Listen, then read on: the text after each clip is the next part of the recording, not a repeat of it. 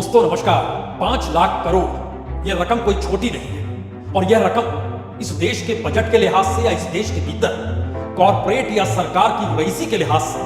बहुत ज्यादा भी नहीं है। लेकिन 5 लाख करोड़ रुपए अगर किसी एक व्यक्ति की इमेज को बनाने में खर्च हो जाए और वह भी सिर्फ 4.5 साल में, यानी 2019 के चुनाव के बाद से इस देश के भीतर जो भी प्रोजेक्ट्स प्रचार के तहत आपने तमाम मंत्रालयों के देखे, इस देश के भीतर मीडिया को दिए जाने वाले पैसे को देखा, इस देश में सरकारी संस्थानों के जरिए अलग अलग जगहों पर सड़क किनारे हो या फिर सोशल मीडिया या टेलीविजन स्क्रीन हो,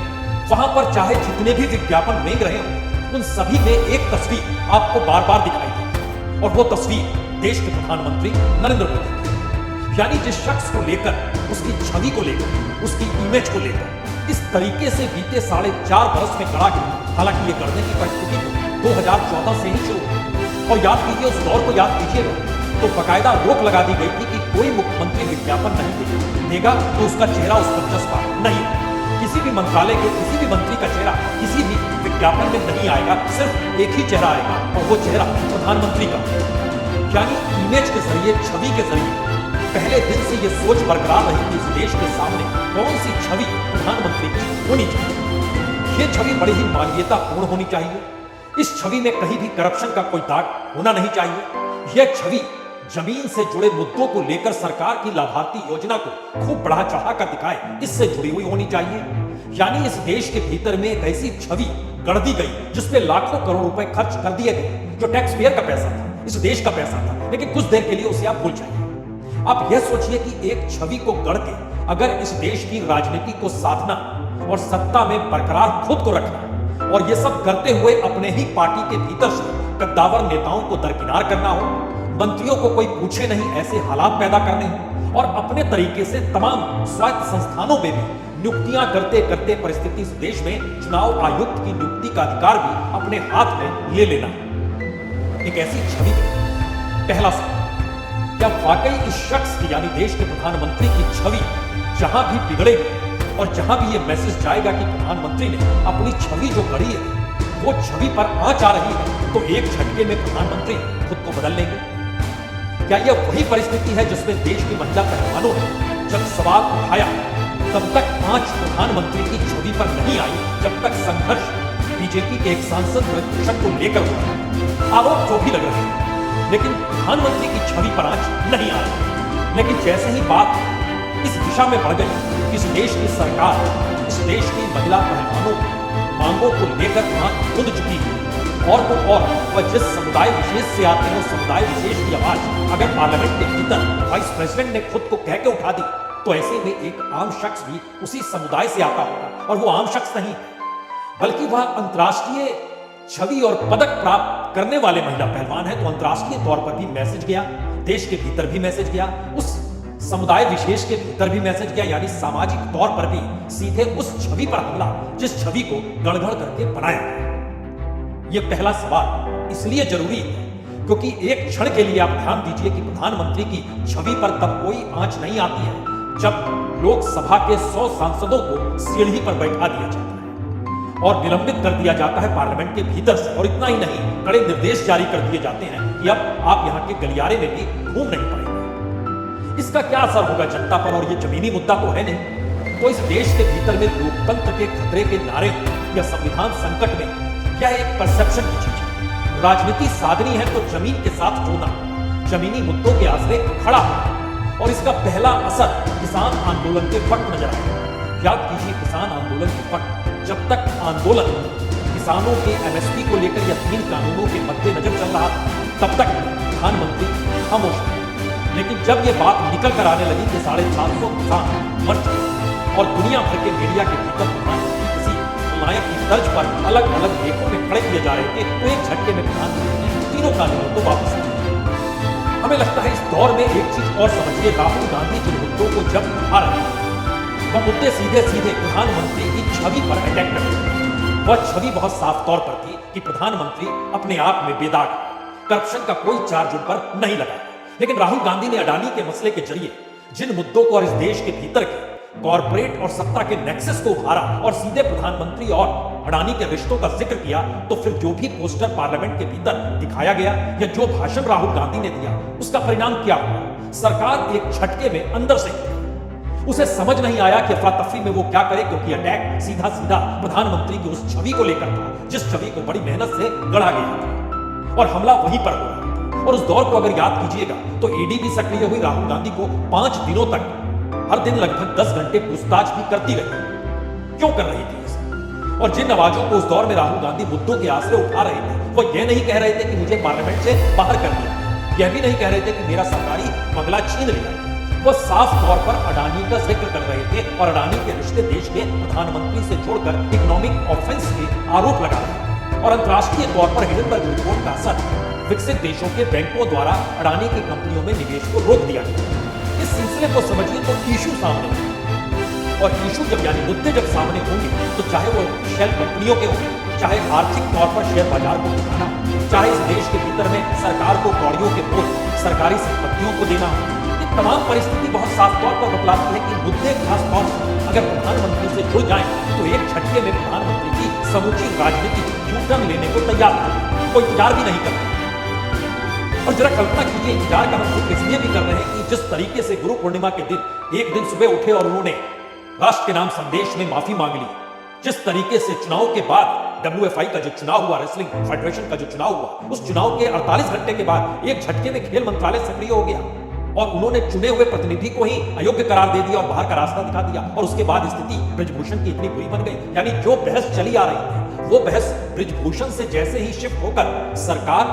और सरकार की छवि पर आ गई, वैसे ही मोदी सरकार ने यू-टर्न लेने में कोई कोताही बरती नहीं। शायद इसीलिए मुद्दा अगर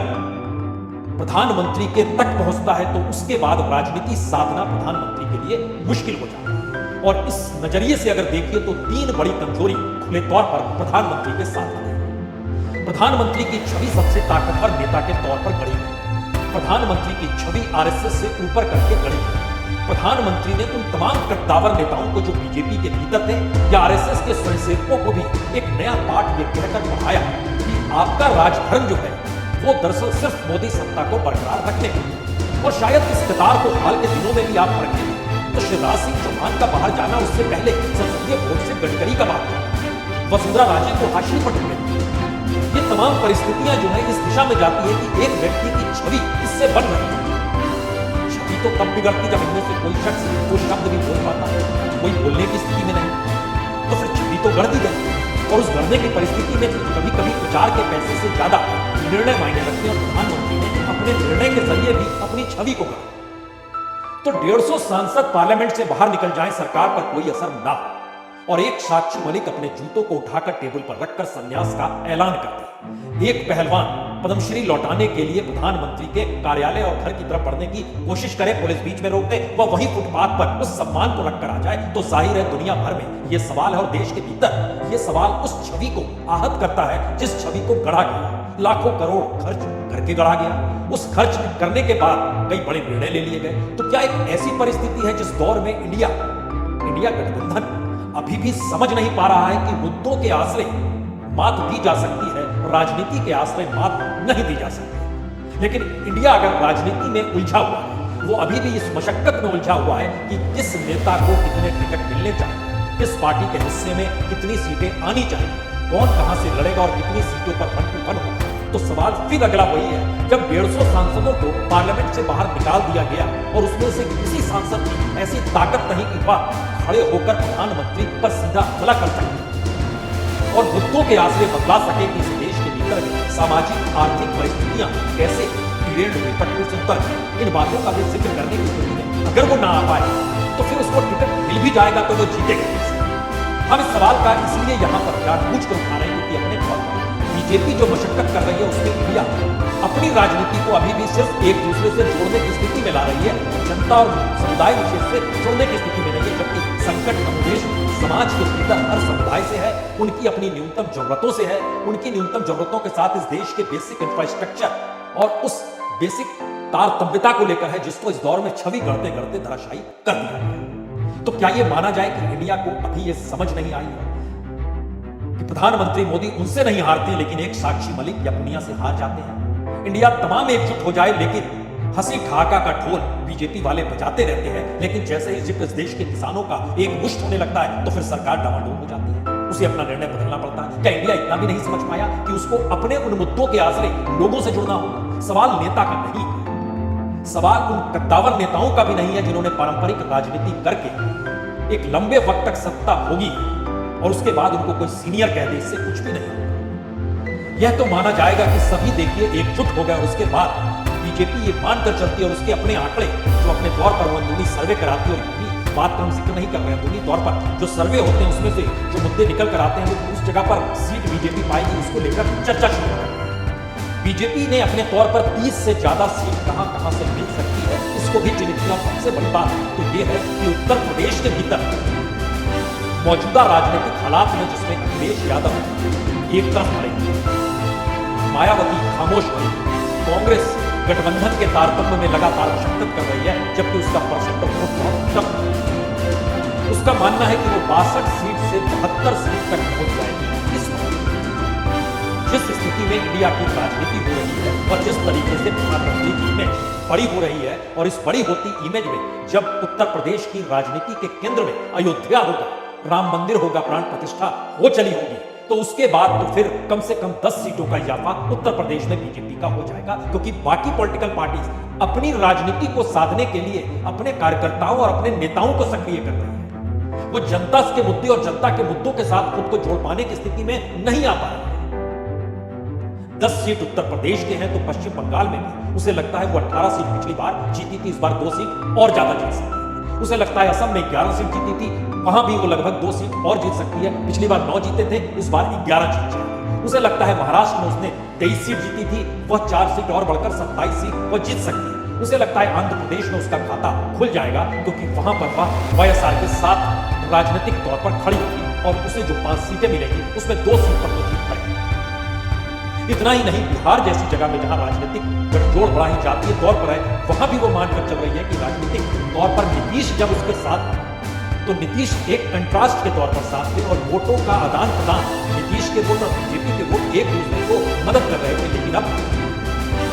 तेजस्वी और नीतीश के वोट एक सरीखे हैं और एक साथ अगर कांग्रेस भी इनके खड़े होगी तो बहुत साफ तौर पर मैसेज कांग्रेस का नहीं रहेगा, मैसेज राहुल का नहीं रहेगा, मैसेज नीतीश का नहीं रहेगा, मैसेज तेजस्वी यादव का रहेगा, मैसेज लालू यादव का रहेगा। इसीलिए इस दौर में जो दागदार करने की परिस्थिति है वह बहुत तेजी से बढ़ाई गई है। तेजस्वी को 5 तारीख को बुलाया गया है ईडी में संबंध, लालू यादव को लेकर वो लगातार किताब पुरानी खोलना चाहते हैं। इसीलिए उसे लगता है कि जब आमने सामने की परिस्थिति होगी तो जो वहां पर 40 सीटें हैं उसमें से 25 सीट जीत सकते हैं। तमिलनाडु तक में वो सोच रही है कि अब दक्षिण का काशी कह दिया है तो जीत तो वहां भी मिल जाएगी। तो राजनीतिक तौर की परिस्थितियों में क्या इंडिया अभी भी समझ नहीं पा रहा है कि कहां पर किस मुद्दे को छूना है और किन मुद्दों से सीधे सीधे सत्ता को आंच पहुंचती है। उस आंच का असर सीधे सीधे एकमात्र छवि को होता है, क्योंकि मौजूदा वक्त में बीजेपी एक ऐसे कालखंड को जी रही है जिसमें राजनीति का और छोर सिर्फ एक ही व्यक्ति की छवि पर टिका हुआ। उस व्यक्ति की छवि के आश्रय बीजेपी, आरएसएस और डबल इंजन का कहना हो या सिंगल तौर पे अपनी गवर्नेंस का जिक्र बहुमत के साथ प्रधानमंत्री मोदी कर रहे हैं, सब कुछ मिला के सिर्फ एक ही व्यक्ति है, ऐसा नहीं है कि आज की तारीख में वसुंधरा बीजेपी को राजस्थान में लाभ पहुंचा देंगे, बिल्कुल नहीं। शिवराज सिंह चौहान मध्य प्रदेश में बीजेपी को लाभ पहुंचा देंगे, बिल्कुल नहीं। येदियुरप्पा कर्नाटक के भीतर सक्रिय हो जाएंगे इस उम्र में और लाभ पहुंचा देंगे, बिल्कुल नहीं। ये पूरा खेल खुद एक छवि के अंकित बीजेपी को करना है, स्वयंसेवकों को बीजेपी के कार्यकर्ताओं की तर्ज पे प्रचार में अपने आप को झोंक देना है। और नई परिस्थिति में तो यही है कि जब सरकारी कर्मचारियों तक को झोंका गया, सैनिकों तक को इस देश के भीतर की लाभार्थी योजनाओं के प्रचार में लगा दिया गया, तो प्राइवेट सेक्टर भी इससे अछूता नहीं है। लेकिन ये सारे लोग मिलकर यानी प्राइवेट कंपनियों के अधिकारियों तक तो प्रचारक के तौर पर इस दौर में 2024 के चुनाव में झोंका जा चुका है। लेकिन सबके केंद्र में कौन है? ना तो आरएसएस की विचारधारा, ना बीजेपी के अलग अलग कद्दावर नेताओं की कोई छवि या उनका कोई कार्य हो जिसके जरिए बात को आगे कहा जा सके। गडकरी का जिक्र कहीं कहीं होता है कि देखिए इन्होंने सड़कें इस रूप में की और लगातार एथेनॉल पे काम कर रहे हैं। इससे हटकर आपको कोई मंत्री मिलेगा नहीं जिसके नाम को लेकर आप कहें कि उसके प्रदेश में वोटों को अपने साथ कर लिया जाए, नहीं मिलेगा। और एक ही व्यक्ति अगर इस दौर में पूरे तरीके से उस राजनीति के केंद्र में आकर खड़ा हो गया है तो एक सवाल सबसे बड़ा है। चार कदम जो चलने हैं इंडिया के, उससे पहले सबसे बड़ा कदम उस प्रधानमंत्री की उस छवि को लेकर है, जो छवि हर हाल में उन तमाम मुद्दों पर खड़ी है जिन मुद्दों का असर बहुत अच्छा जनता के बीच नहीं है। बावजूद इसके प्रधानमंत्री की छवि उन्हीं मुद्दों को लेकर गढ़ी गई कि देखिए 5 किलो अनाज यह देते हैं, पहले कोई नहीं देता, पहले इतनी गरीबी थी क्या? इन बातों का जिक्र किया जा सकता है। इस दौर में भारत की इकोनॉमी जिस रफ्तार से पकड़ रही है और आने वाले वक्त में हम जिस इकोनॉमी का जिक्र प्रधानमंत्री कहते हैं हम तीसरी इकोनॉमी हो जाएंगे, उसके पीछे का सच जो है क्या उस जनता को बता पाने की स्थिति में कोई आएगा? राहुल गांधी ने प्रयास किया, लेकिन एक झटके में वो क्यों पटरी को छोड़कर पहुंच गए जाति जनगणना को लेकर? ये किसी के भी जहन के बाहर की ये परिस्थिति कहां से आ गई? दूसरा मुद्दा यही है कि इस देश की हकीकत, उस हकीकत पे रेड कार्पेट डाल के जो प्रधानमंत्री ने खुद को कहा तमाम मंत्रालयों के बजट के जरिए और इस देश की तमाम पूंजी को लगाकर इस देश की मीडिया को अपने अनुकूल कर दिया, उस पॉइंट या उस लक्ष्य को बताने की स्थिति में पहुंची और इसका सीधा सीधा असर जनता पर कैसे होता है, उससे खुद को जोड़ पाने की स्थिति में इंडिया कैसे आएगा? यह सवाल इसलिए बड़ा है क्योंकि प्रधानमंत्री ने खुद ही 4 नामों का जिक्र किया और कहा यही 4 जातियां मैं जानता हूं। और संयोग ऐसा है, तीसरा मंत्र इन 4 जातियों से ही निकलता है। इन चारों जातियों का संकट मौजूदा वक्त में इस देश के भीतर में पुरानी तमाम सरकारों से कहीं ज्यादा बड़ा हो जाए, यानी पुराने दौर की सरकारों में जो मुश्किल हालात थे उससे ज्यादा विभत्स हो जाए। कैसे? प्रधानमंत्री के लिए जाति, सबसे बड़ी जाति गरीब है। इस देश के भीतर गरीबों की स्थिति क्या है और उनको किस तरीके से लाभार्थी योजना से जोड़कर उनकी अपनी जिंदगी को सरकार ने अपने वोट बैंक के साथ सम्मिलित कर दिया और वह आने वाले वक्त में किस तरीके से खुद को विकसित कर पाए, बढ़ा पाए, अपने पैरों पर खड़े हो पाए, अपने परिवार को खड़ा कर पाए, इस तरीके से शक्ल गरीबों की परिस्थिति इस देश के भीतर में क्या हो चली है, इसको लेकर भी अगर इंडिया ना जुड़ पाए इस देश के गरीबों से तो इससे बुरी राजनीति कुछ हो नहीं सकती है। दूसरी स्थिति महिलाओं की स्थिति, महिलाओं को लेकर जो अपराध की प्रक्रिया, जो महिला आरक्षण का शगुफा इस दौर में जो महिलाओं को पार्लियामेंट तक पहुंचाने की स्थिति रही हो या अलग अलग समुदाय विशेष से लेकर और खासतौर से महिला पहलवानों तक पर सरकार ने जो मामले किए उसको भी मुद्दा बचा पकड़ा आने की स्थिति है। तीसरी जाति किसानों को किसान सम्मान निधि के आश्रय यानी 6,000 रुपए साल के देकर यह मान लेना कि वही हमारे वोट बैंक हो गए, इस दिशा में किसानों की उनकी जिंदगी से जुड़े सवाल और उनकी अपनी जो उत्पादन करने में जो खर्च होता है उसमें आई महंगाई तक को इंडिया सवाल के तौर पर नहीं उठा रहा।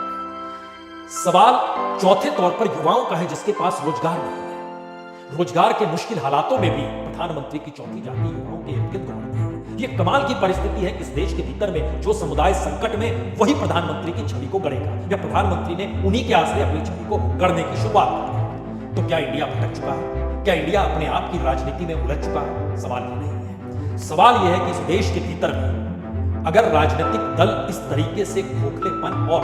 हवा में घूम रहे हैं तो वो जमीन पर अगर नहीं उतरेंगे तो इस देश के भीतर में जनता है अलग अलग मुद्दों के आश्रय सरकार को डिगाएगी, हिलाएगी। और ये मैसेज किसान और पहलवानों के जरिए निकल कर तो आ गया जिसने बहुत साफ तौर पर बतला दिया कि इस छवि को गढ़ते वक्त बीजेपी को अंदरूनी तौर पर कितना कमजोर किया जा चुका है, आरएसएस का महत्व कैसे खत्म हो चुका है। इस देश में स्वदेशी का पाठ कोई मायने रखता नहीं। इस देश में पश्चिमी पूंजी हर हाल में चाहिए और उसके जरिए अपनी छवि को इस देश की सांस्कृतिक महत्व और मानवीय पहलुओं से जोड़कर खुद को बड़ा करना है। और जो हालात देश के भीतर है उसमें कोई भी सीधा हमला उस छवि को लेकर कर सकता है। सिर्फ समझ और हिम्मत। पहलवानों के पास गंवाने के लिए कुछ नहीं था उसके बाद और जो था उसको उन्होंने पाया। किसानों के पास भी कुछ नहीं था, जो था अपने आप को मौत के ऐसी परिस्थितियां बनती चली गई जहां पर सरकार और ऐसी किताबों को तमाम पढ़ने से सवाल 2024 के चुनाव का तो इंडिया का पाठ पढ़ना बनस्पत कमेटियां बनाकर और सीट के तालमेल कर ये ऐलान मीडिया के लिए, उस मीडिया के लिए जो मीडिया